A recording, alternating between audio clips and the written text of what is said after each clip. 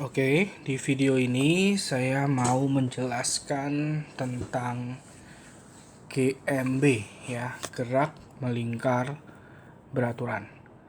Jadi pada dasarnya ya, GMB gerak melingkar beraturan itu kurang lebih mirip seperti hubungannya sama seperti GLB. Ya. Kalau di GLB itu V-nya tetap, di GMB omeganya tetap. Omega itu adalah kecepatan sudut. Kalau V kan kecepatan biasa. Ya, sehingga di GLB itu A-nya 0, kalau di GMB alfanya 0. Jadi dia bergerak berputar dengan kecepatan sudut yang tetap. Konsepnya gitu. Nah, kita lihat dari nomor 1, beberapa rumusnya nanti saya bahas sekalian di soal ya. Contoh, ada sebuah benda bergerak melingkar 120 rpm. Berapakah frekuensinya? Gitu ya. Nah, 120 rpm itu artinya rotation per minute. Rotation per minute atau putaran per menit kalau di Indonesia ya. Jadi artinya ini ada satu putaran 120 putaran dalam 60 detik atau menit itu 60 detik. Jadi mereka berputar, jadi bendanya berputar 120 putaran tiap 60 detik. Ya. Nah, frekuensi itu pada dasarnya adalah banyak putaran dalam 1 detik. Jadi kalau seperti ini 120 putaran 60 detik. Kalau kita cari 1 detik ada berapa putaran? Nah, ini kan dari 60 ke 1 kan kita bagi 60 ya. Berarti ini juga kita bagi 60 gitu. Jadi dalam 1 detik ada 2 putaran. Nah, ini artinya frekuensinya 2 Hz. Itu dasar pemikirannya tentang frekuensi. Nah, demikian juga kalau kita pendekatan dari rumus, rotation per menit ini adalah satuannya omega. 120 putaran per menit. Tapi untuk omega, satuan SI-nya adalah radian per second. Nah, dari putaran ke radian kita harus kali sama 2pi, dari menit ke detik kita kali 60. Jadi ini kita dapat omeganya 4pi radian per second. Nah, omega sendiri rumusnya adalah 2pi kali F. Jadi 4pi sama dengan 2pi kali F, Pi-nya coret, kita dapat F-nya 2 Hz. Ya, jadi bisa pakai cara yang kiri, bisa pakai cara yang kanan. Pengertiannya, yang penting pengertiannya kita pahami dulu. Apa itu RPM, apa itu frekuensi. Oke. Kita lanjut ke nomor 2. Sebuah benda menempuh 2/3 putaran. Berapakah sudut yang ditempuh? Maka sudut yang ditempuh oleh bendaran itu adalah berapa? Sudut sama putaran ya. Jadi gini.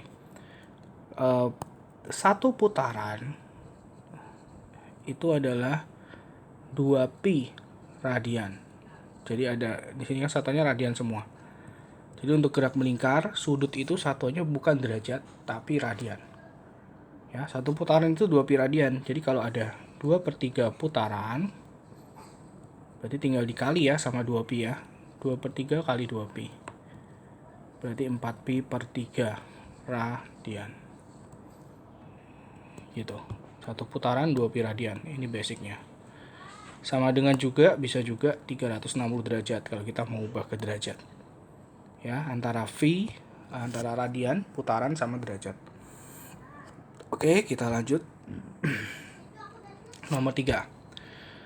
Benda bergerak melingkar vertikal dengan arah jarum jam dari A, B, C, D. Dia awalnya di A, terus ke B, ke C, ke D. Jadi putarannya cuma segini. Nah, ya. dalam waktu 3 detik. Nah, ini kan berarti 3/4 putaran. 3/4 putaran dalam waktu 3 detik. Artinya kalau kita genepin jadi satu putaran, berarti dikali 4 ya. Maka satu putaran itu 12 detik. Gitu. Nah, waktu untuk melakukan satu putaran itu adalah periode. Jadi dari sini kita dapat periodenya. D-nya 12 detik. Oke, yang ditanya besar dan arah kecepatan sudut. Kecepatan sudut itu omega. Omega selain 2πf, seperti di nomor 1, bisa juga dibuka rumusnya 2pi per periode. Jadi 2pi dibagi 12. Pi per 6 radian per detik. Itu dulu ya. Jadi dari sini kita dapat 3/4 A, B, C, D. 3 detik. Bentar, saya lihat dulu ini angkanya. Kita kali 4. Oh sorry, kalau kita kali 4 berarti ini 3/4 putaran. Ini 3 putaran. 3 putaran 12 detik. Berarti periodenya itu 12 dibagi 3 ya. 4 detik. Nah, berarti ini periodenya 4, masukin. Kalau periodenya 4, berarti omeganya pi per 2 radian per second. Yang ini. Nah, arah. Nah, sekarang arah putarannya ya. Arah kecepatan sudut itu 4 jari kalian ikutin arah putar seperti ini. Jadi 4 jarinya kita buat melawan jarum jam. Kalau 4 jarinya melawan jarum jam, kita buat 4 jarinya melingkar melawan jarum jam, maka jempol itu akan menuju mata kalian atau menuju muka. Itu artinya keluar dari bidang. Keluar dari bidang menuju pengamat. Nah, menuju itu berarti mendekati kita. Keluar dari bidang gambar. Gitu. Nomor 3. Tentang kecepatan sudut. Oke, kita lanjut nomor 4. Ada sebuah partikel bergerak melingkar pada bidang datar YZ seperti itu, menempuh sudut 330 derajat selama 2 detik. 330 derajat 2 detik. Nah, kamu harus tahu dulu ya, 330 derajat itu artinya berapa putaran. Kita bagi sama 360. Kalau kita bagi sama 360, ini akan jadi 11 per 12 putaran. 11 per 12 putaran adalah 2 detik. Berarti kalau kita kali 12, 11 putaran itu 144 detik. 12 kali 2, 24 detik. Sehingga satu putaran itu 24 per 11 detik. Nah, ini kita dapat periodenya. 24 per 11.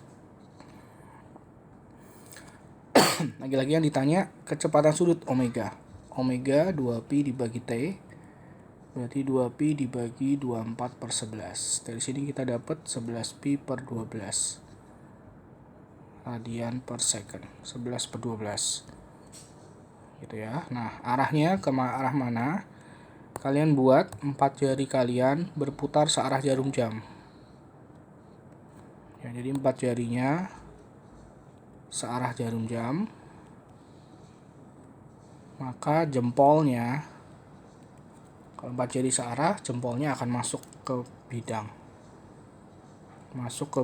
atau menjauhi pengamat.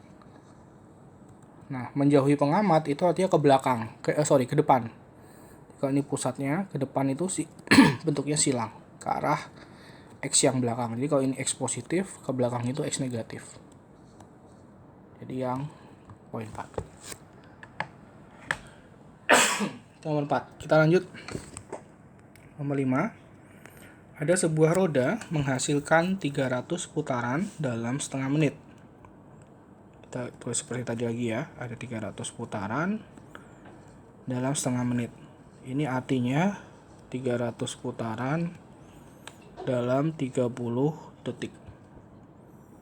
Nah, apabila jari-jari roda R, maka besar kecepatan linier V.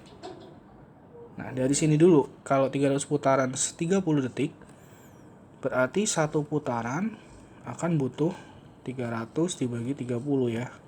30 bagi 300. Berarti satu putaran itu 1/10. Ini adalah periodenya. Nah, dari sini kita cari dulu omeganya, 2pi per T. Kita dapat omeganya 20pi radian per second. Nah, terus kalau udah, baru ke V. Hubungan antara kecepatan linear dengan kecepatan sudut, V itu adalah omega dikali R. Jadi V-nya 20pi kali R-nya setengah meter. Dari sini kita dapat 10 pi meter per second. Itu nomor 5. Sorry. Kita lanjut nomor 6, masih tentang GMB. Pernyataan yang benar tentang gerak melingkar beraturan adalah poin 1, gerak melingkar beraturan GMB itu yang tetap adalah omeganya. Kecepatan sudutnya konstan, ya. Tapi karena geraknya berputar, kecepatannya tidak konstan karena kecepatannya berubah arah. Ya. Jadi kalau kecepatan itu berubah karena arahnya berubah. Tapi kalau dia bilang kelajuannya tetap. Karena kelajuan itu nggak punya arah. Ya, terus GMB juga GMB itu percepatannya 0. Jadi dia nggak punya percepatan. Baik percepatan sudut alfanya 0 ya. Tapi percepatan linear juga 0, tapi dia punya percepatan sentripetal, V kuadrat per R rumusnya. Jadi percepatannya tidak, dan arahnya berubah, percepatan sentripetal arahnya menuju ke pusat ya, jadi berubah, tidak konstan ya. Tapi lajunya konstan, kelajuan konstan gitu. Jadi ini yang benar 2 dan 4. Ingat ya, kelajuan nggak punya arah, jadi dia tetap konstan. Tapi kecepatan dan percepatan itu punya arah, jadi dia berubah ketika suatu benda bergerak melingkar. Oke, kita lanjut nomor 7. Ada 2 koin kecil D dan K pada sebuah meja bergerak berputar GMB. Akibat rotasi, nah ini kalau berputar di meja, itu artinya pusatnya sama ya. Jadi koin D dan koin K itu sepusat. Konsepnya kalau dua benda bergerak dengan pusat yang sama, itu omeganya sama. Jadi omeganya D akan sama dengan omeganya K. Nah, yang pilih poin 2 salah. Oke, nah V itu omega kali R. Dengan omega yang sama, berarti V dan R itu berbanding lurus. Kalau V dan R berbanding lurus, berarti karena di sini R-nya D lebih kecil daripada R-nya K, sehingga V-nya D juga lebih kecil daripada V-nya K. 4 betul, 3 salah. Oke, lalu untuk poin 5 dan 6, percepatan sentripetal. Ini 1 dan 2, 3 dan 4. Nah, 5 dan 6 konsepnya tentang percepatan sentripetal. A sentripetal rumusnya V kuadrat per R. Jadi A sentripetal dan V itu berbanding lurus. Sebanding ya. Tadi kita udah tahu VD lebih kecil dari VK, sehingga A sentripetalnya D juga lebih kecil daripada A sentripetalnya K. Jadi poin 5 betul, poin 6 salah. Jadi yang benar 1, 4, dan 6. Nomor 7 ya. Kita lanjut nomor 8, masih tentang percepatan sentripetal. Sebuah benda bergerak mengelilingi suatu poros berjarak tetap R dengan percepatan sentripetal A. Kalau jari-jarinya naik menjadi 2 kali semula, maka percepatan sentripetalnya jadi berapa? Nah, jari-jarinya kan diubah. Jari-jarinya berubah, tapi pusatnya tetap sama. Yaitu ya sesuai di situ ya. Maka kalau gitu, karena pusatnya sama, berarti omeganya juga sama, ya. Sehingga kalau kita buat perbandingannya, asentripetal kondisi awal sama asentripetal kondisi akhir, karena omeganya sama, nah asentripetal itu selain rumus V kuadrat per R, bisa juga omega kuadrat kali R. Jadi ini kita bisa buka omega kuadrat kali R awalnya, di kondisi akhir jari-jarinya jadi 2R. Kita coret, maka kita dapat perbandingannya 1:2. Sehingga kalau kita kali silang,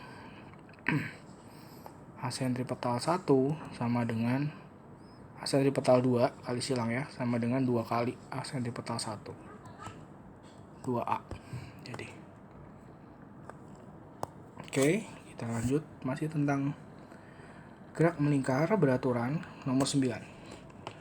Suatu benda bergerak melingkar dengan kecepatan angular constant, omeganya tetap ya. Pada benda muncul percepatan yang menuju ke pusat lingkaran, yaitu percepatan sentripetal. Peran percepatan sentripetal adalah, jadi kalau ada sebuah benda bergerak melingkar, ketika dia ibaratnya gini ya, kan kecepatannya misalnya berputarnya begini. Ini V-nya, ketika di sini berubah ke bawah, di sini berubah ke atas, ke kanan, di sini ke atas gitu ya. Kenapa dia berubah? Dia berubah itu karena ada tarikan dari percepatan sentripetal yang selalu menuju ke pusat. Gitu. Jadi percepatan sentripetal itu selalu menuju ke pusat. Tujuannya apa? Supaya kecepatannya berubah posisinya.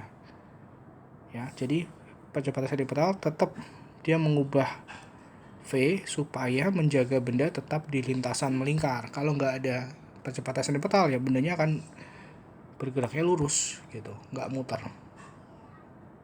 Ya, jadi poinnya kalau nggak yang B yang C, ini nggak. Dengan mengubah arah dari kelajuan tangensial benda. Tangensial itu yang ini, yang lurus, V lurus ya. Bukan omeganya ya, tapi V-nya yang berubah arah. Itu konsep nomor 9. Kita lanjut nomor 10. Nah, ini hubungan antara roda. Nah, hubungan roda saya jelasin dulu sedikit. Kalau sepusat itu omeganya sama. Kalau dihubungin tali atau bersinggungan rodanya, maka V-nya yang sama. Gitu. Ya, kita punya gambar seperti ini yang ditanya pernyataan yang benar. Oke, poin 1. Omeganya A dan omeganya B sama. A dan B ini kan sepusat ya. A dan B sepusat, berarti omega A sama dengan omega B. Betul.